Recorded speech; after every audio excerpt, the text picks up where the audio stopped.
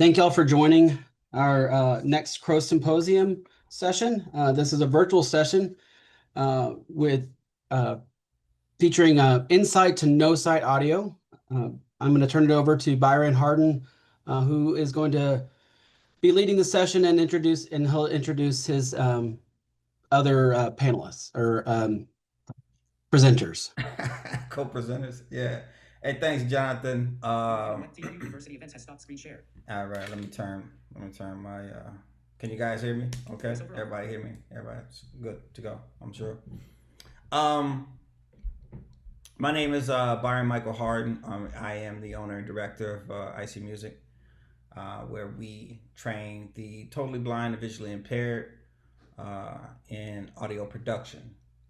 Um, but this is via the teaching the navigation of the user interface. Let's see, make sure here. I'm just making sure of a couple things before I go into first gear, get out of neutral and get into first gear. IC Music, we started back in 2014, and we started with a program that we call MPEP, which is Music Production and Engineering Program for the totally blind. We do not replace education institutions like TLU or like Berkeley University or Full Sail or anything like that. We actually do exactly what we say we do, which is we teach blind and uniquely able individuals to navigate the user interface of computers. The brilliance about this is that obviously blind people learn very differently, especially if they're screen reader users. They're going to learn very differently to navigate these interfaces of the DAWs, of Reaper, of Pro Tools, just of physical spaces in general.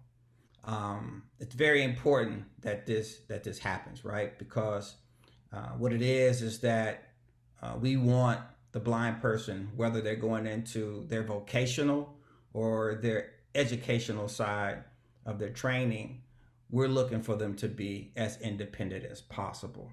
Okay. Today, I bought two of some of my favorite people in the world. Is two of the 12 trainers that work here at IC Music. Mr. Kevin Reeves. Um, he'll be the first presenter today, and Mr. Derek Lane. He will be the second presenter today. They're both going to be on Reaper. Derek Lane in North Carolina. He's going to be on the Windows side of things, and Kevin is going to be on the Macintosh. The reason why this makes a lot of sense to present the same DAW but on two different platforms is because they're using two different screen readers. Even though the keystrokes and all that kind of great stuff is the same, the thing is that it's still a totally different environment. Okay, and this is important. These nuances are important when you start talking about training blind individuals.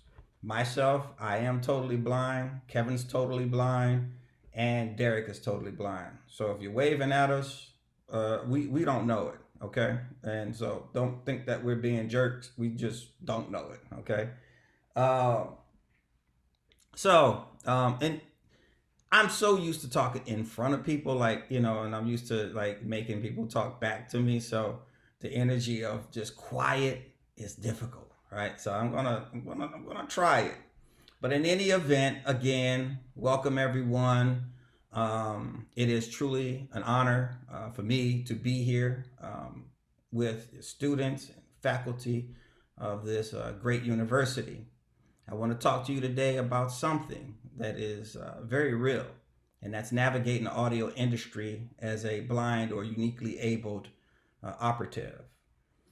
It is, it is with the proper tools and a right mindset and a hint or even a dash of confidence, it's very possible to do. But the most important thing that is incredibly powerful.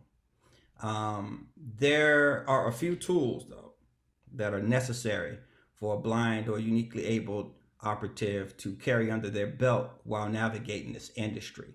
And the first tool is a deep understanding of the software, hardware, and physical space that they're using to commit to the production. Second thing is paramount skills when it comes to navigation, mobility. We're constantly navigating delicate production spots, environments with really expensive instruments, moving human beings, expensive microphones on stands, um, empty instrument cases, cables sprawled all out over the place, right? And thirdly, we look at also too as well a solid session preparation protocol. Very important. We're looking to squeeze out any kind of potential for chaos and only widen the capacity for excellence. Our those three concepts, technology, mobility, and session prep, it not only allows for the uniquely abled operative to participate in sessions, it also leads them to provide quality in products and services. It's very important. Anyone who gets a quality product is going to be a repeat client. That's what we're looking for in this very, very competitive field. But beyond skills, there's one additional crucial piece to the puzzle, and that is confidence. And confidence empowers us as blind individuals, uniquely abled individuals along the way, but it also not only does that, it also influences and empowers our sighted clients who see us working in these production environments. It's one of these things where we have to be honest with ourselves, though, because countless times you hear blind engineers coming into a production space, and they're not coming in on equal footing like a sighted engineer who may come into a session with, like, let's just say like they're coming in with like 100 points, right? If this was a game, each negative or less than optimal move that sighted engineer makes, these points are being chipped away, right? But a blind individual that's coming in, who is a engineer, they're coming in with 0 points. So they have to really work for the confidence. And each confident keystroke or even protocol in production is counted in the for them category. In other words, gaining the confidence and the trust of the client. This is important for the blind engineer based on needing to up his or her confidence as they move through, or intensify their confidence, I should say, as they move through the session. Again, this is great grounds for repeat clientele. That's what we want. This industry is incredibly competitive, and we're looking to loosen these barriers in that way. So that said, I see it time and time again. Me as a blind engineer, I have a sighted client that comes in that doesn't know that I'm blind, and they see me setting up microphones or editing music or sounds and just doing just basic production things. And so they start to become inspired. Their performance kind of lifts. Everything starts to get like into a whole nother kind of energy in the production space, just based on them experiencing a multi-sensory aware individual. This is really important, okay? And it's important for a number of reasons. We don't just talk about multi-sensory awareness here at IC Music. We live it, right? It is the common thread that has human beings jointed and communicating in ways that they never thought necessary or even possible, right? So me as a blind studio engineer, I'll take an example. I use all five senses when navigating or in the production space. One, I'm using hearing, obviously, to shape and mold the sound, right? I'm using my hands, that's touch, to actually uh, touch the control surface just to see faders and buttons and pressing them and moving through the software with my control surface quickly, okay? Uh, excuse me. As well, like preamps, making sure that the preamp is on, making sure that the knob is turned, making sure that this physical gear is behaving in the way that I'm expecting for it to. And also, I also use smell and taste in the process. And I'm not talking about smelling, smelly artists that come into the studios, or they're going to come in and play a funk piece. No, I'm not talking about that. I'm talking about using smell as being able to smell different types of woods on the instruments like guitar, acoustic guitars, drum sets, violins, upright basses. And so so one of the tricks that I would do, a drummer would bring his drum set in. I would stick my nose down into the porthole of a resonance head of a kick drum, and it kind of smells. It kind of smells like maple. Well, we know we got maple, birch, babinga. We got all these different types of woods, and they do smell different. Okay, so if it's for instance, like I was saying earlier, if it's a maple kit, it kind of has a muted kind of smell, kind of sweeter, and I know that that's probably going to be a more muted sound. So I'm going to reach for a microphone that is going to contrast that, and this is my choice, right? This is where I want. This is my starting point, my ground zero. And so I'll use maybe some type of condenser or something like that that is really articulate up top. As well, like I said, I'm also looking at acoustic guitars the same way, spruce tops, things like that. I'm using different types of microphones to achieve. Um, and then taste, right? So guitar pedals, it stops working. So I'll crack it open, grab that 9-volt battery, put it to the tongue. That's the old school test. I don't know how old you guys are, but that's the way we know if a 9-volt battery was ready to go, if it was ready to be in the trash. In any event, the use a taste for that. Also using somewhat of a taste, I will say, for like learning different materials. I play with slides sometime with a guitar, and so the acrylic slides and alloy slides and plastic slides and wooden slides. Sometimes it's hard to tell the difference of what the material is made of, and so I would tap it on my teeth just to see exactly what I get in response, and that kind of gives me an indication. So what I'm doing here is I'm using my divine gifts, which are all my functions of my bodies, all my senses that I have available. Being that I cannot see, like I said before, I use five senses, right? Well, those four senses that I just mentioned has me to be able to see. And that is really, really crucial. So I got some homework for you guys. Gentlemen, ladies, gentlemen, please go home this evening. Don't do this. Don't perform this around your equipment, okay? But I want to see about bringing that multi-sensory awareness up, right? Let's practice that. So I want you to grab a cup of water or a glass of water, right, with no water in it. So that means an empty cup or empty glass, okay? And then get you a picture of water that is room temperature. Room temperature, room temperature. That's important, okay?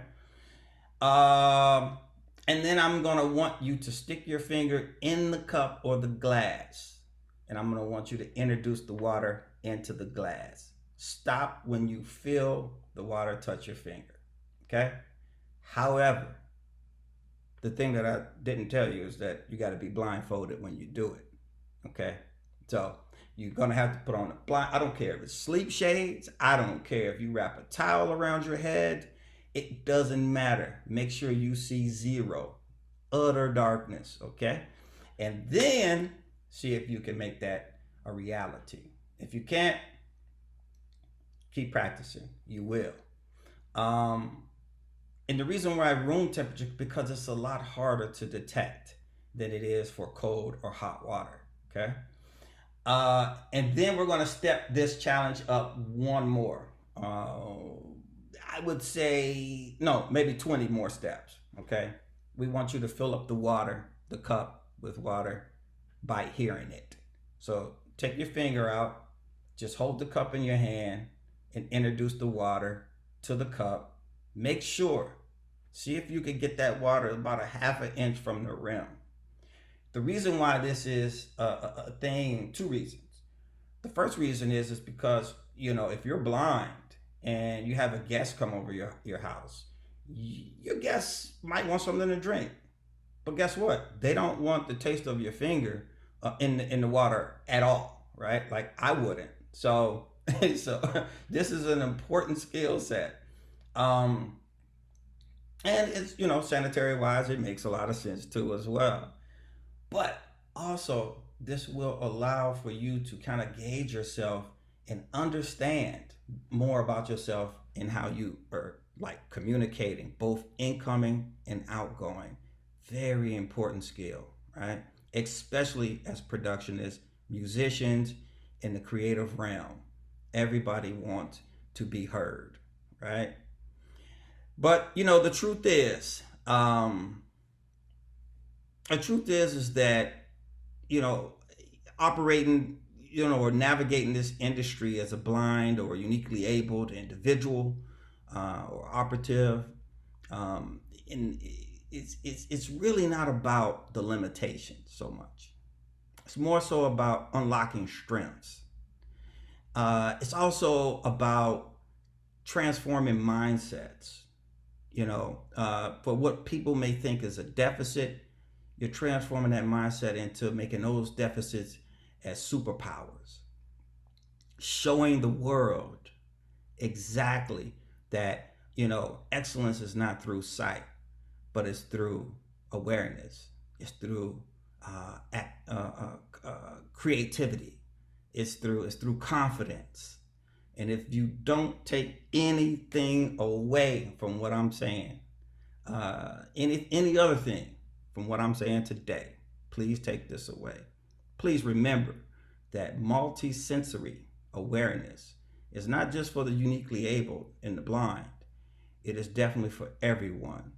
Those who are looking to even their art, those who are looking to hear better, those that are looking to care better, those that are looking to actually be better, to have more empathy, to consider better, all the things that come into just a better world, right? Better humanity, all right, or a better humanitarian.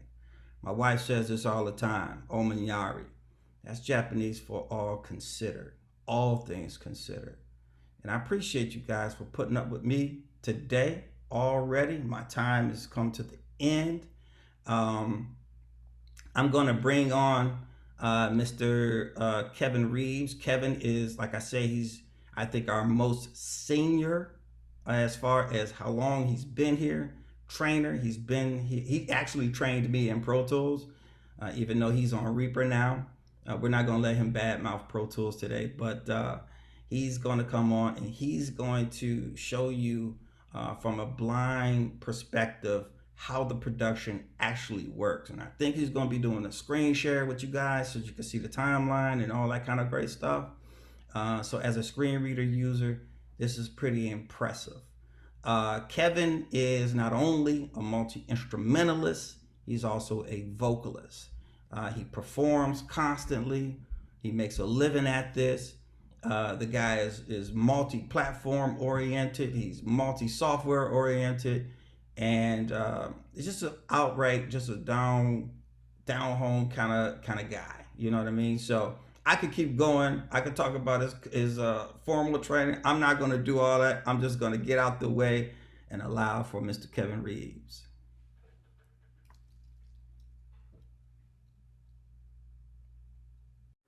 Hello, can you hear me? Are we good? I can hear you. All right. Thank you guys very much. Let me turn on the screen share here. And Byron, that was awesome. That was like, that's everything. That's kind of everything we talk about. Let me see if I can share. And here we go. Now I'm going to go to Reaper, and I'm going to full screen it. So if you guys are seeing any like dialogues or anything weird, like blocking a window, let me know, because I would not know otherwise at this moment. Okay. So if we have anything, you guys can let me know what you can't see. I'm just scooting forward into my little space here. Okay, so I'm going to record a hook of a song in roughly 10 minutes, pretty much live, and show you my process. And we'll talk about keyboard stuff, computer keyboard stuff. Oh, and I think that what we were going to do, I'm sorry, let me divert for 2 seconds, because I was going to let you guys hear speech, which is totally fine. Oops. I neglected to, let me turn that on real quick. And while I'm doing that, essentially what I'm going to do is I'm sitting in front of a keyboard. I have an idea of a song, and I'm going to play bass in the left hand. I have a stack of sounds in the right hand, and I'm going to sing at the same time. And the idea is to put down a demo.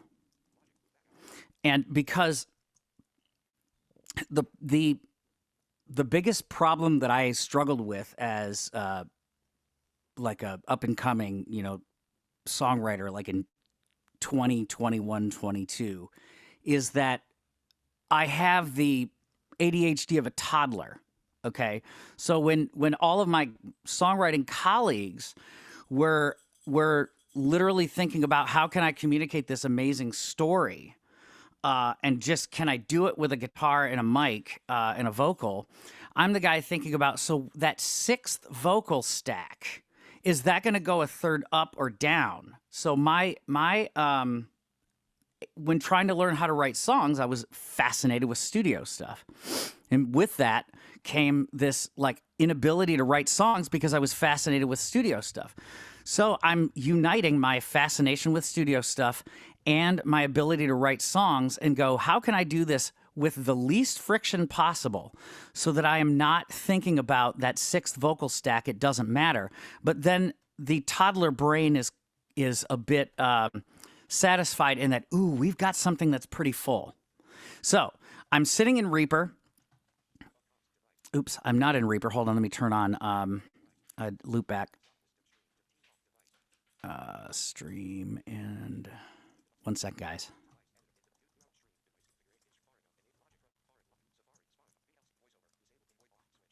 On. Okay, you should now hear speech. I will verify that with Source channels list options section mute toggle button. Yep. Okay. Mute whistle finder. And I'm using Alex, which is the kind of the Reaper. The default Mac voice. There's a couple of very funny things that get said at the beginning of a Bruno Mars record with this voice. Volume close. And with that, we're in Reaper. If you need the speech slower, let me know. But here we go. We're in Reaper. Oh, we should be. New button. Del. Alt. Oh, I see. We're in the snapshots. IC seminar. Oh, here. All right, here we go. This is a little session called IC Seminar. This has a bunch of my live splits because I use Reaper live on stage. So I'm literally uniting what I do as a gigging musician, a songwriter, and a toddler that's fascinated with all this tech. So in the left hand, I have this bass. Okay. In the right hand, if I'm hitting keys, we're hearing nothing at this moment because I don't have anything armed. 280s guitar. But what I did is I've got several sounds. If I just down arrow through them with Reaper, we have this thing that says 80s guitar. I mean, and it literally is. And I've got this, I'm playing on we are doing this. Oh, by the way, our other limitation, 49 keys. I had to drop a keyboard off at the church that was a 61 for another event. And I'm like, I only have 49. And I have a pedal polarity thing I got to switch. 1 second, guys.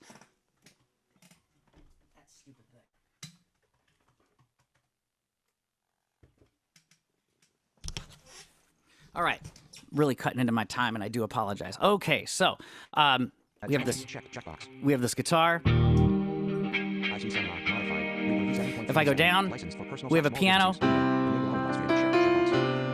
Voiceover can stop talking at any moment. I have a pad. 4-pad armed group. And we have the brand new Wurlitzer from Rhodes themselves. This is actually their clone. It's beautiful. I've got a B3 down here. We probably won't be using that. So what I'm going to do is I'm going to... 7 open folder leads, 8 verse and a fold. I've got a verse track here for my vocal. I'm going to arm it. And it's quite loud, so... 9 arm defeating solo talk. 8 arm verse and a folders. 7 open folder I'm going to bring this down. Routing D plus 8 points. We're going to go like to 0. And I'm going to read a meter. Hey! Minus 15.6, Hey! minus 7.9. Whoa! Minus 10.1. All right, we're getting 7, negative 10. I'm just going to try to keep this under... I'm just going to hit my Audient. I have an I have an Audient Evo. I'm just going to go 2 clicks down. Now if I get weird and loud, I'm going to feel okay about that. So you're hearing now the vocal with the compressor and the pretentious reverb, because who doesn't need pretentious reverb? And so we're going to do our stack. So I'm going to do 4-pad arm, 5 whirly arm, 4-pad arm, 3 piano arm, 280s guitar arm group. So I'm going to do piano, pad, whirly. Okay, so we're going to start with this. We have this nice... Okay. And this is a praise and worship song I'm working on called Whispering Wind. I'm going to sing the chorus, and then we're going to just start a bunch of overdubs very fast. So let me see if I've got click.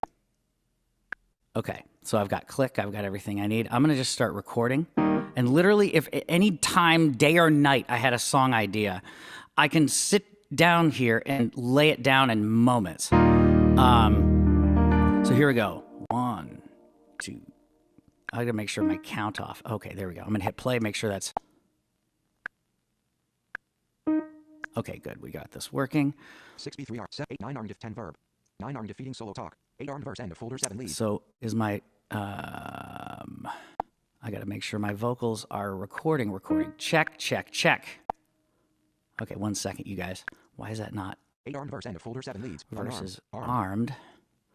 7 open 9 arm defeating solo talk. 8 armed verse and a folder 7 1 second, guys. I'm so sorry. Check check input stereo input meters automatic track recording set track input effect check mark monitor input track meet preserve PDC record input record check mark record disable input monitoring only. Oh, I don't know why it was that was. Check 19. 8 armed verse and a folder 7 9 arm defeating solo 8 armed verse and a folder 7 Check leads. 2. What is going on here? Is this not? I'm I'm sorry, guys. 1 moment. Record check mark input meter automatic record arm when track select track recording set track input track auto meters input none input check mark record disable input monitoring only. Okay, why is that on? Check. Monitor preserve record output record input force format submenu check mark record disable check mark input mono submenu check mark record disable record output submenu record MIDI overdub slash record record out record input audio or MIDI enable auto crossfade check. Okay, that's problem solving, kids, because man, I was about to like lose it.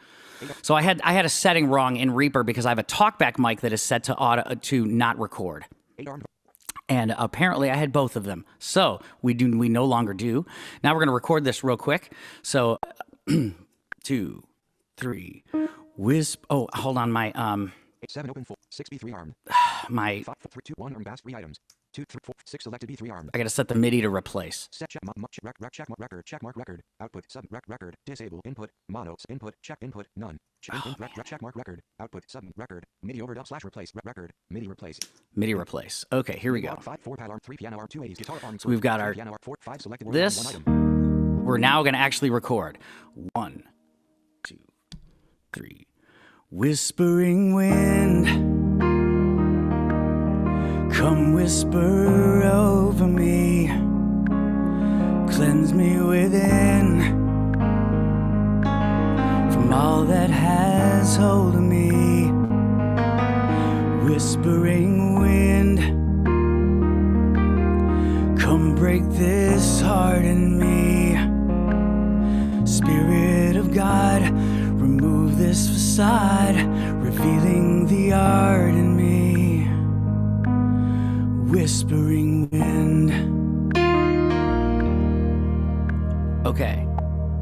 So now I'm going to stop, and I actually will move off of this. If we hit play, we have a demo now with a bunch of tracks in it. Wind. Hey, not bad. Come whisper. Put that up on, throw it through Easy Mix, and you're good to go. So the next thing we're going to add is this 80s guitar. 6B3 arm, 3 piano arm, 280s guitar arm. Because every praise and worship song needs a little Joshua tree in their lives. I'm going to go up an octave because I'm only on 49 keys. So let's try this. Here we go. All right, here we go. We're going to give this a shot. Oh, hold on a minute. I forgot to disarm my other track. Okay. 5 early 6 8 9 arm defeating solo top. I'm awesome, you guys. 10 11 drums armed. 11 drums 10 8 armed verse end of folder 7 Let's unarm that verse. 9 arm defeating solo top. And there we go. Track plus 0. We're just going to raise my volume a little bit of this. Now if we hit play, 1, 2, and we can record. Okay, so back to this Joshua tree. 3 piano arm 1 Getting in the way of my Joshua tree. That's getting in the way of my Joshua tree too. Here we go. 1, 2, 3. Whispering wind, come whisper over me. Hold on, the bass is on. Unarm the bass. Sorry, guys. I'm so sorry. Like, things are not checked the way I want them. Here we go. 3 280s guitar arm 1, group. 2, 3. Whispering wind, come whisper over me. Cleanse me within from all that has hold of me. Kind of experimenting with whispering wind, come break this heart in me. There we go. That's what we're doing. So I'm going to record this real quick. 1, 2, 3. Whispering wind, come whisper over me. Cleanse me within from all that has hold of me. Whispering wind, come break this heart in me. Spirit of God, remove this facade. Revealing the art in me. Whispering wind. Okay, so now what I'm going to do is turn that down 280s guitar arm because group that 1 is item. way far and away too loud. Routing for track 2. So I'm going to just put it like Selection negative replace 10, I think, probably good. Because we just wanted ambient 1. Transport. Let's see what that ambient sounds like a little bit. Maybe we got something good Whispering here. wind, Bring that up a little bit. come whisper over me. Raising the fader. Cleanse me within. That ought to work. All right, the last thing we're going to do is the best part of the day. Track IC7R modified. Drums. 8 not 10 verb 11 drums armed. So I have, there's a metal band called Architects, Routing dB plus 0. and they're phenomenal. And Selection IC7. there's a company called Get Good Drums that sampled their drums. This is just a really good kit that I've remapped into the old Kurzweil format because I don't want to program it. I want to play it live. And so I've learned how to do this, and so now we're just going to throw this on, see what we can't do. And here we go. 1, 2, 3. Whispering wind, come whisper over me. Cleanse me within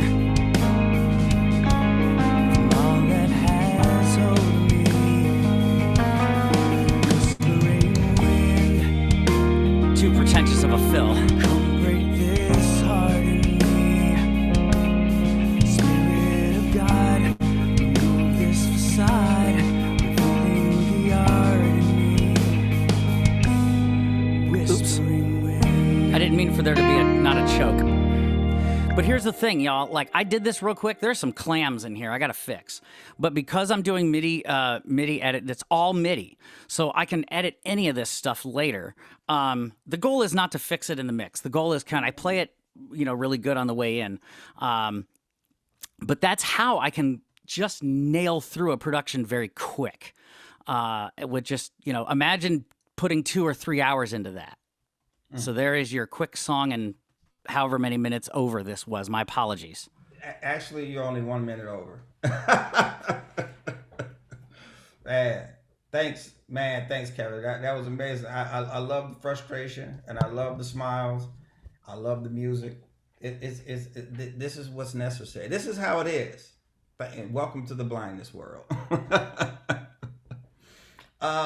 Next we have Kevin is well, you're in Michigan, right, Kevin? So Kevin's in Michigan. Yep. Next we're gonna scoot over to North Carolina. Mr. Derek Lane, audio engineer, also a multi-instrumentalist. Derek has been working with us. Kevin's been with us since 2014. Derek's been with us for about half that time, I think. And Derek, like I said before, Derek is also totally blind. He does mastering engineering. He does mixing, any restoration. So he's really, really good at that. As a matter of fact, I'm just going to turn him loose. Mr. Derek Lane, ladies and gentlemen, is going to be mastering a very cool record that I like, or at least showing how us uniquely abled individuals master very cool records that I like. Because you're Derek on Lane, ladies and gentlemen. Okay, thanks, Byron. That's fun. Let's see if I can live up to the awesomeness that has preceded me. So, what I hope to do is show you guys a little bit how I master in a world where different plugins look very different, and under normal conditions are presented to us in a very different way. But due to some cleverness on the part of other blind musicians and developers, we have a way in Reaper of making everything speak the same. So it doesn't matter what it looks like. It's a matter of what it sounds like. And in demonstrating this, what I hope to do is teach you guys some things that you can immediately go home and use on your projects in the mix stage or in the mastering stage. Because I'm just going to go through two parts of mastering something today. We're going to talk about compression. We're going to talk about saturation. And you've probably heard a lot about both. But what you're going to do is hear some perspectives and sounds that both processes create. That's right. We're actually going to focus on the kind of sound that is created by these processes by listening to the things that they change, and only those elements. Now, if that sounds crazy and like a brain twist, then that means that you're absolutely on point and you are totally with me here. If you're like, oh yeah, I got this, of course, then you're either, well, we'll just leave it there. You're something else. But let's take this song, which you guys should hear.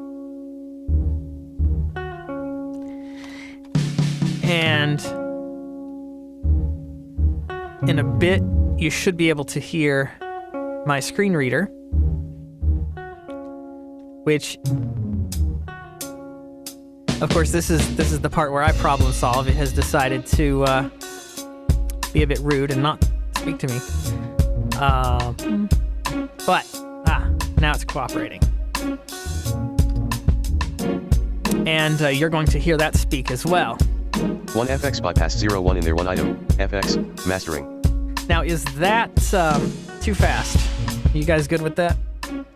1 FX bypass 01 in there 1 item. FX mastering. Derek, I think you're good. Okay. FX active. FX bypass. So we've got this playing, and what I'm going to do is start to configure FX active. some effects here. We can press a key and get a menu of the effects that we have on this track and their parameters. It's just like a regular pull-down menu you would see in any app, We've completely bypassed the way the plugin looks, and we can get to configuring how it sounds. Bypassing the way things look when you're blind is kind of awesome because sometimes those visuals can be distracting. And sometimes, for example, when someone's making a plugin, they might put an image of text on the screen and not the actual readable text. So like if you're trying to emulate a piece of hardware and its display or its lights or something like that, you may have pictures that change to make that visual experience pleasing. But that leaves the auditory-only experience something that just can't happen. So, Context menu. 1 mastering submenu 1. I have what's called a container in Reaper, and a container is something you can put a bunch of effects in. I call this mastering. Container parameters, left paren. Now, FX parameters. container parameters lets me level things up even a higher amount of degree of customization. Picture a channel strip. Now, what I've done with these plugins is pick my favorite parameters out of each one of the 20 or 30 parameters some of these plugins have. And I've just taken my favorite ones and I've put them all together in one menu. So I've stripped away all the crap that I don't have to worry about, so I can get right down to business. ZL compressor, ZL threshold, dB 1. ZL compressor is a free compressor that I like a lot. ZL compressor, ZL ratio, ZL compressor, ZL attack, ZL compressor, ZL release, ZL compressor, ZL delta 5. Now, there's your 4 basic parameters: attack, ratio, or threshold, ratio, attack, release, and a thing called delta, which is actually when properly written, the Greek letter delta. In the science/geek world, it's representing change. So what we're going to hear now, when I turn this switch on, Value, slider normal. Enabled. is just the audio the compressor is turning down. We can't see the gain reduction, but we can sure hear it, and we can sure hear that it's getting that kick drum and it's pulling it down.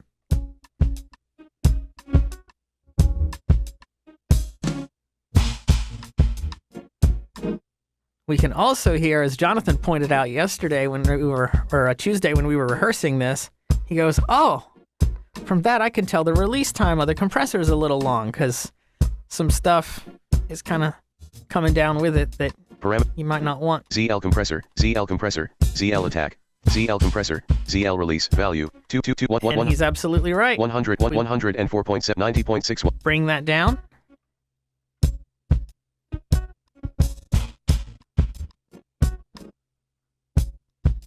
We pretty much, for the most part, got only the loud sound of that kick drum pulled down. Delta, val. ZL compressor, ZL compressor, ZL attack, ZL compressor, ZL delta, val normal. Now we put that plugin back to normal. Unsafe. Take the whole mastering FX bypassed. out of being active into bypassed. FX active. FX bypassed. FX active. Now, I don't know about you, but I can barely hear a difference. And the little bit of difference that I hear is something I like, because it's just kind of smoothed everything out just a bit. And how much more time do I have before I get into anything else?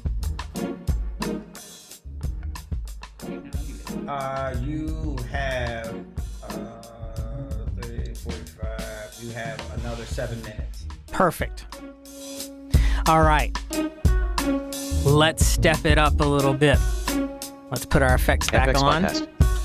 Oh, they already are on. FX active. Nice. And let's look at saturation. I love a plugin that is also free from a company called Analog Obsession called Transsaturate.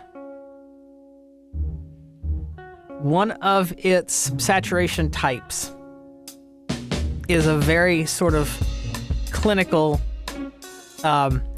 type effect that, when used just a little bit, is very cool.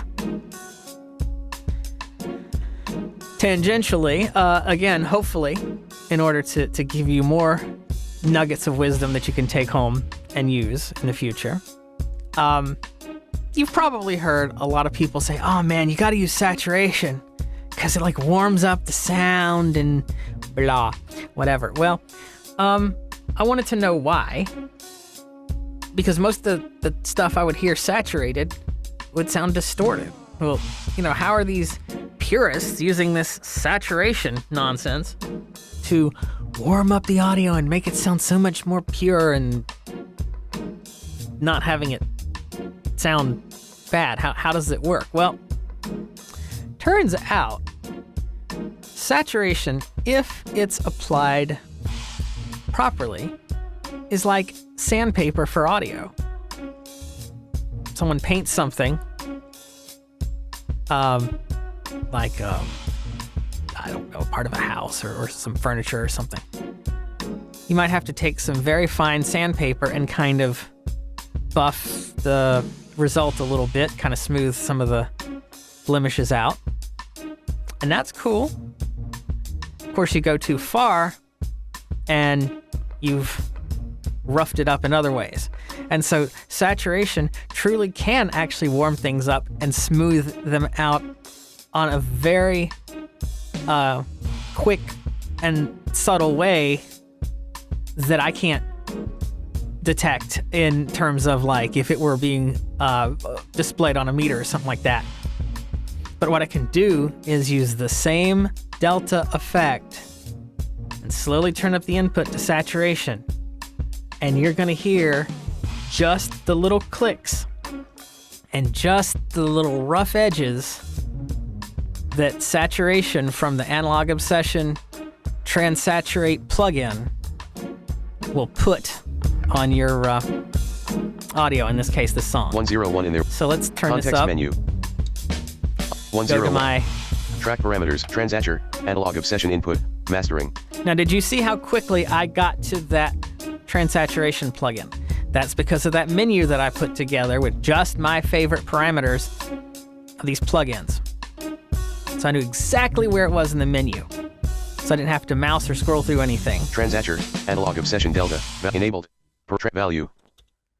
Minus 1.6. Let's slowly turn up this saturation. Now, the control that I'm turning up is labeled input, but it's more like a threshold in the way FX active. FX bypassed. that it behaves. Unsafe. 10 R2. And we're gonna start the song over as 101. well, Please wait. R7. so we can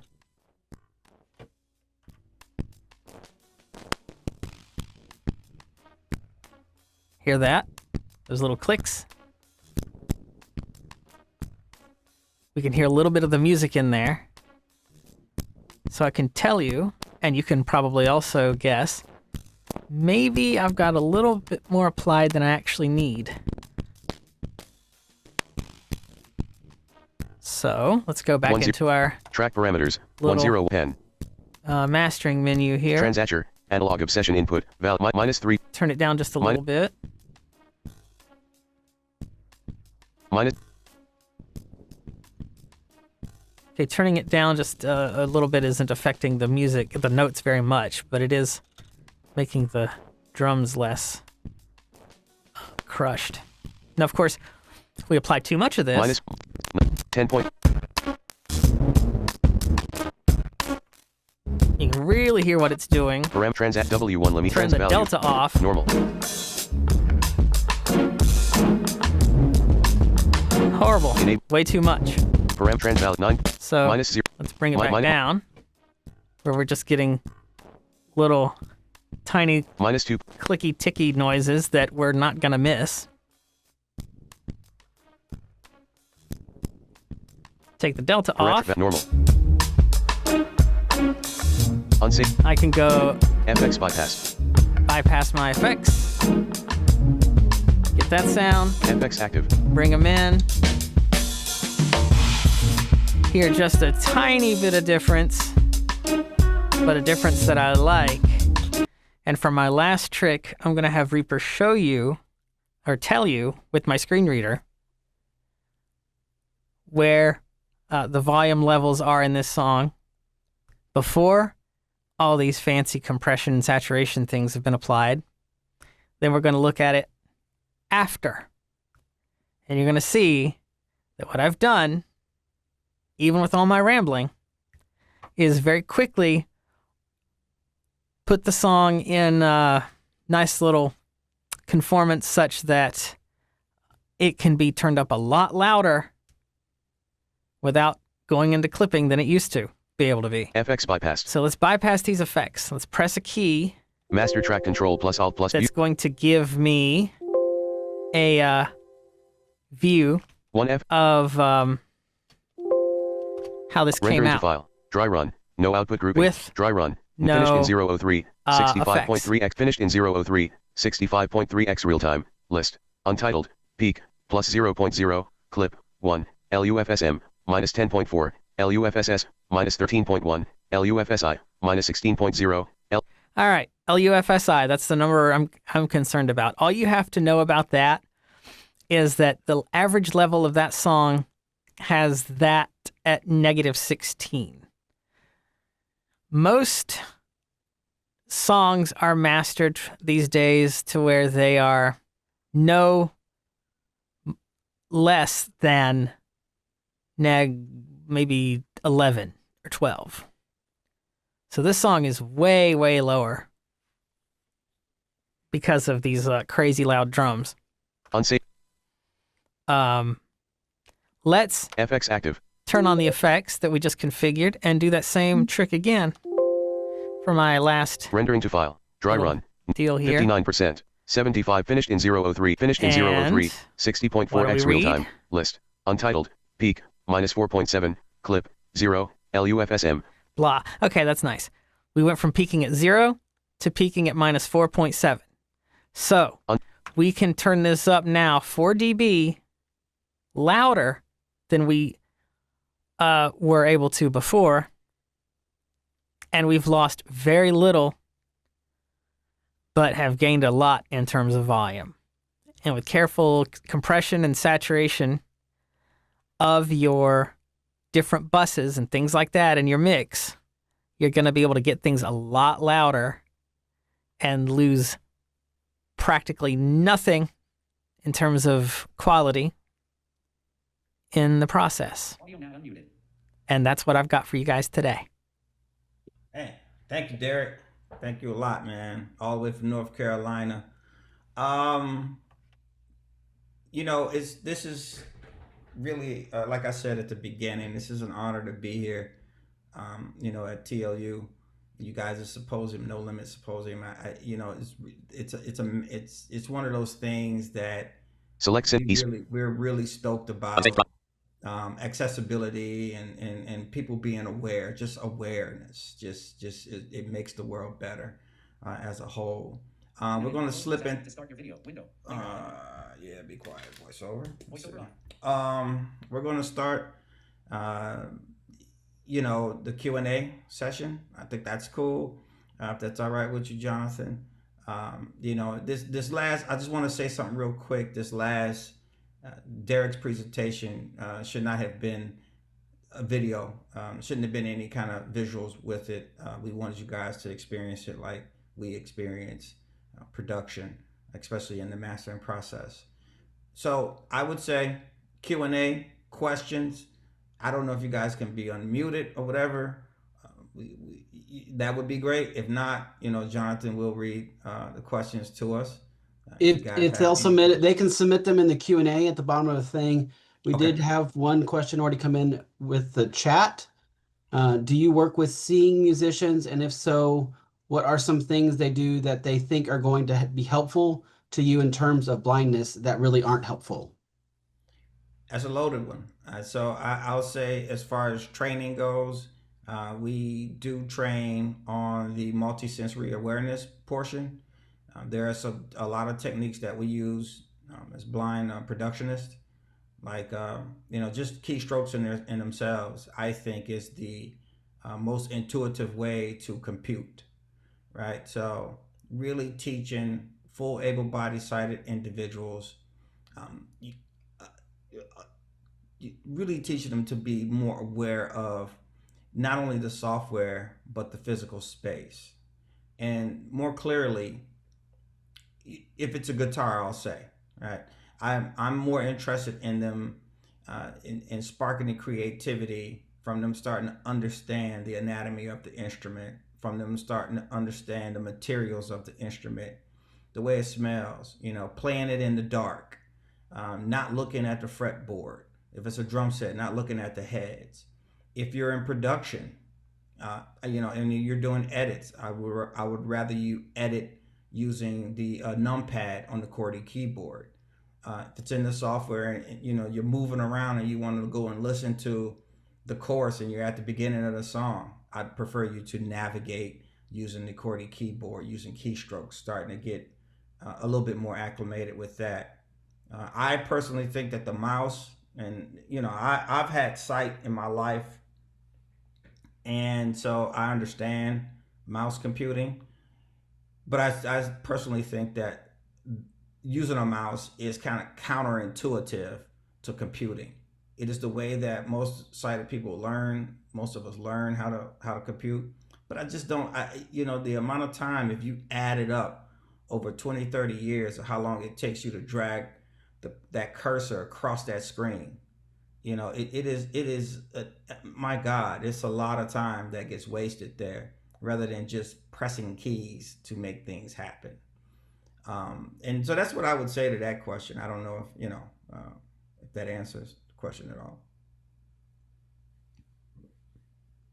I think people, for me, when they're trying to help, sometimes will read stuff when I don't need them to. Oh, this says this. Did you know this looks like this? Did you know blah, blah, blah? I appreciate it. Like, I appreciate when people mean well and are describing what, is going on. But sometimes it's a little too much. Yeah, I agree with that. I think that's also like and I didn't even think of the question like that. So if I misanswered the question, I apologize. But I would say, in all honesty, I mean, that's obviously what we're here for, is to have blind individuals who are moving into their vocation to be independent, with the least amount of adaptive technology possible. We should, like a Macintosh user, all I do is just hit Command F5, and the computer's back. The OS is back to behaving as a sighted person would expect for it to. As for me, I go through seasons where I am indeed working with sighted musicians or other engineers, and then I go through like extreme seasons of not, because of just like gigs and situational stuff. However, I always have insisted upon a visual method for interacting with my computer at all times, because I understand that at any moment a sighted person could walk through the door, and at least whether I show them the Reaper screen or not, I want, I'm okay with, if it's the right kind of chemistry, people seeing what I'm doing, because maybe we could switch over to like a YouTube tutorial, and then he's talking about the front panel of this device that we both can't get working, one blind and one not, and so we all work together. If I have a good relationship with sight as somebody who's never seen, and the things that get kind of out of out of hand for me is exactly what Derek was saying about people reading stuff and then people like assuming because you're going where their brain is going, but they don't understand that you're driving the ship a little bit differently. So they think you're wrong. So they're backseat driving, but you're actually correct. And it's a human thing to do.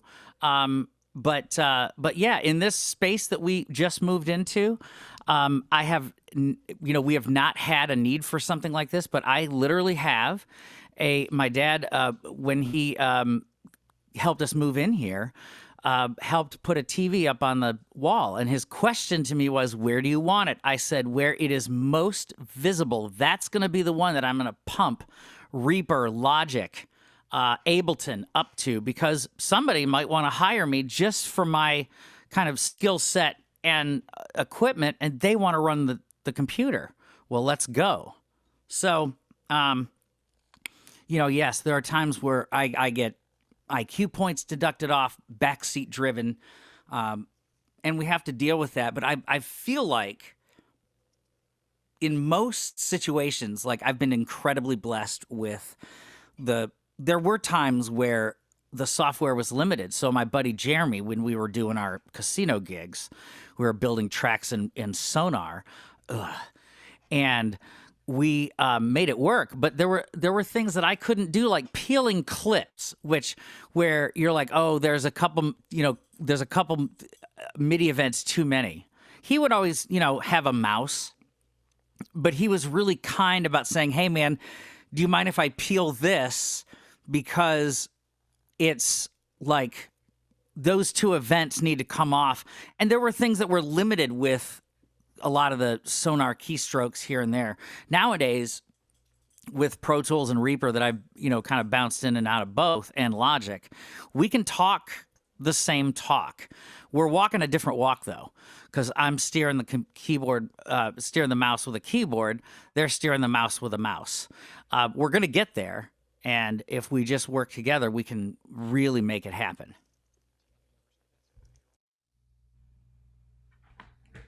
Just to keep moving along, the next question, what apps do you use alongside with Reaper? And Kevin, I know you just mentioned a few right there.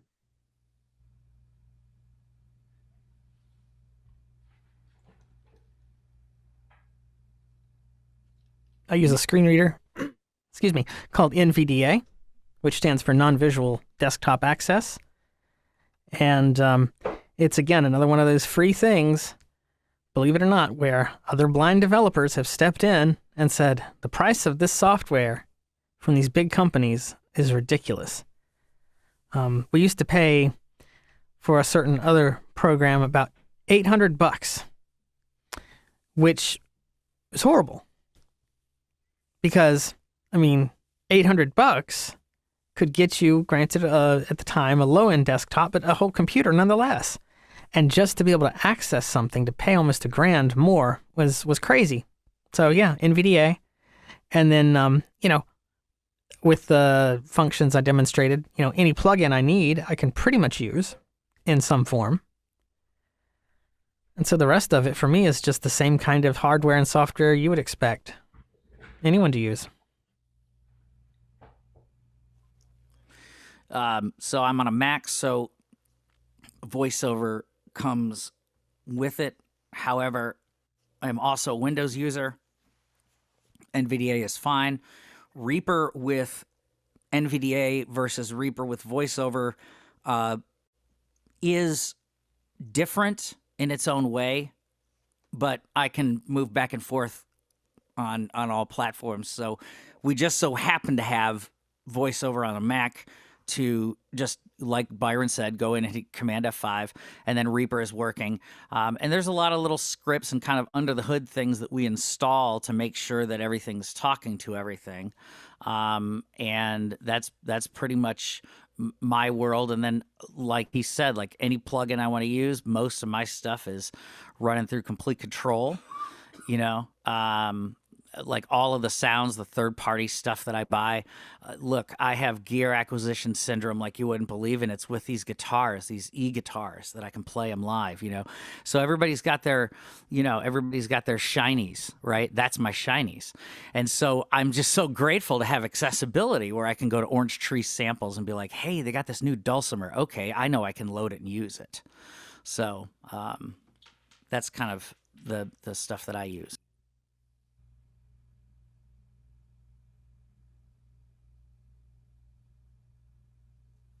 All right. Next question. Is your music uploaded to Spotify or YouTube? If so, what is the name to look for?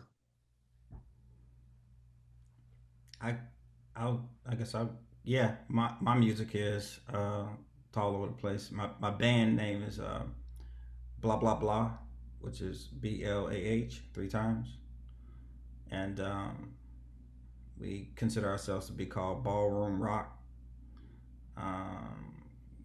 Band kind of sounds like the Smiths. I'm an old guy, so so I play bass in that band, and then we have my production stuff, just my solo stuff that I produce for people is. I mean, I've mixed records for Chris Brown, and I've mixed records for Trey Songz and stuff like that. So on the engineering side, a lot of the stuff you will not hear, but because this was stuff, obviously in the process of them getting signed. So they're bigger records were like the Manny Mariquans and folks like that. But nonetheless, that's kind of me.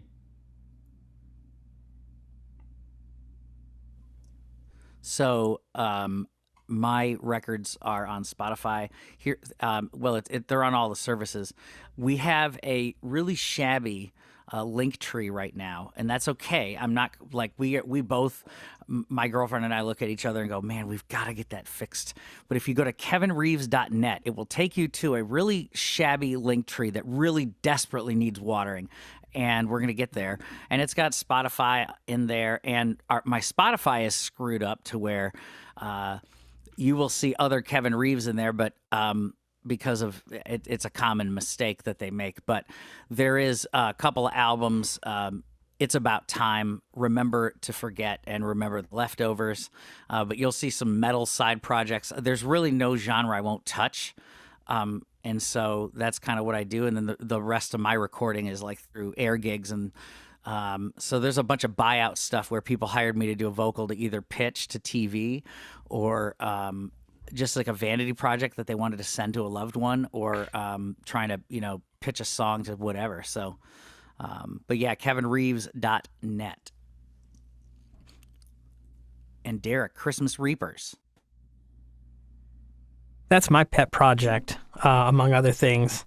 The two things, my YouTube channel is Lanes Audio, Lanes Audio. I put all kinds of miscellaneous nonsense that I'm involved in doing. There's a everything from a video about me taking this cheesy mechanical echo mic thing I got when I was a kid and using software to emulate it, to some mashups, to some Reaper tips, things like that up there.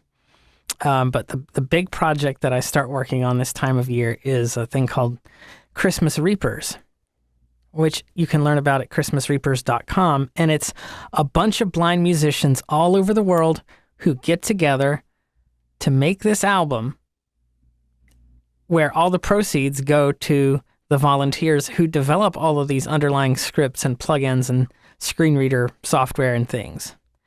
So it's a big fundraiser, and it brings some people together, and it's just a cool thing to work with my friend Gianluca and Massimo in Italy, and Kevin and I have done some collaborative things for it. And just to be in this space and be like, okay, well, here, you work on the vocals, I'm gonna, work on the mix of this and blah, and you just bring it together, and there it is. And so I'm already starting to work on this year's album. Maybe we'll get Byron to play drums on something. That'd be fun. Yeah. They can be louder than everything else. I'm just messing with you anyway. You know that. All right. Has the shift in music production from analog to digital been better or worse for accessibility? Oh, that's a really Ooh, good. that's a great one. You know I Wow. want to answer that. Go Wow. for it. Wow. Oh, well, it kind of depends on who you talk to. Everything changing is difficult.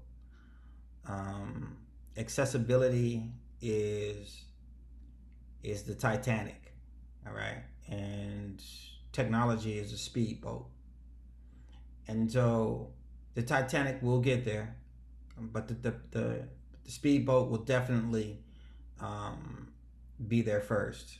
And so, because technology is designed around the speedboat nature, it's difficult to, and this philosophically speaking, it's difficult to,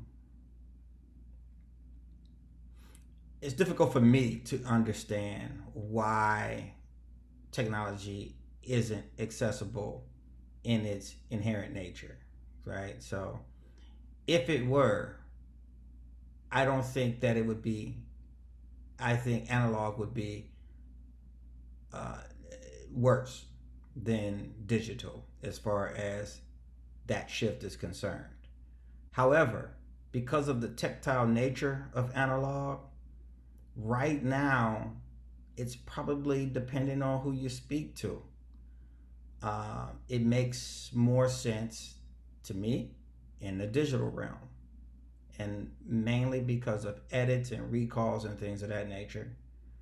Um, it would be very difficult for a blind person to do a recall in 1976. You have to go through racks and racks of gear and put all the knobs back where they were 3 weeks ago. So now you got to go back. You got to check out all of the mix charts and mix sheets and track sheets and all this kind of great stuff. And believe me, it is difficult. With a well-oiled process and workflow, that means a great OS, accessible DAWs, digital audio workstation, accessible applications that go along with that, like plugins. If that is a perfect world, then yes, digital wins in my book. And I'm curious to know what Kevin and Derek says about that. It's interesting because in a smaller scale environment, analog could be easier. You can feel and know exactly where levels are set. Maybe. And I say maybe because some things, have little pointy indicators on the knobs, or they'll, click when you're centered up or something like that. But at the same time, when you can't feel it and you think you can hear it, and you may or may not be wrong on any given day, things could be interesting. At the same time, if somebody changes a plugin interface and you're used to being able to either access it by default or know, the parameters are in this order, so let's just pop into, the Osara, which is one of the scripting things under the hood between Reaper and Screen Reader. It's here. Well, if it's no longer there, then you've got to retrain your muscle memory. So, as Byron said, it's who you speak to, and I would add, what equipment are you using? What are you trying to do? If you're trying to set a mic volume, then you can feel of it. You can know, okay, well, the preamp gain knob has clicks on it. Okay, well, for that, it's, 15 clicks. Mm-hmm. Or, there's a little pointer on the knob for the trim. Okay, well, that's, like 3 clicks over from, straight up and down. So like 1 clock on the analog clock, or whatever. If you're going through racks and racks of gear, as Byron pointed out, a recall would suck. Because first of all, you had to figure out how to write it down. So you'd have to describe it and write it down or record the description, because you can't just look at the physical snapshot. Because if you could look at the physical snapshot, you wouldn't need to worry about all this extra crap anyway. And so does that answer your question? between us. So, in my, I am definitely very much a digital guy. I completely agree with these guys. It is definitely who you talk to, because the 1976 recall process, there were blind people out there who figured this stuff out. There was guys like, I mean, this guy named Steve Matsura who could figure out how to use this old Optagon device where he could run his fingers onto some electrical impulses and read a manual and figure out what the preamps did. I mean, like there were guys that did this.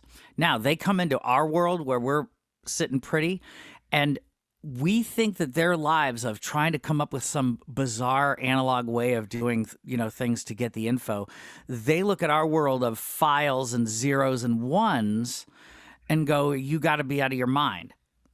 So it's like it's definitely who you talk to. Look, there are things in life that human beings are always going to be a get off my lawn guy about.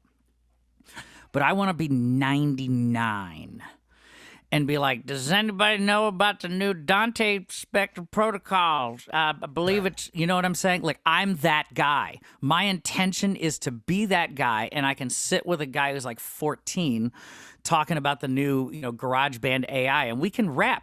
We can totally communicate. I want to be that guy.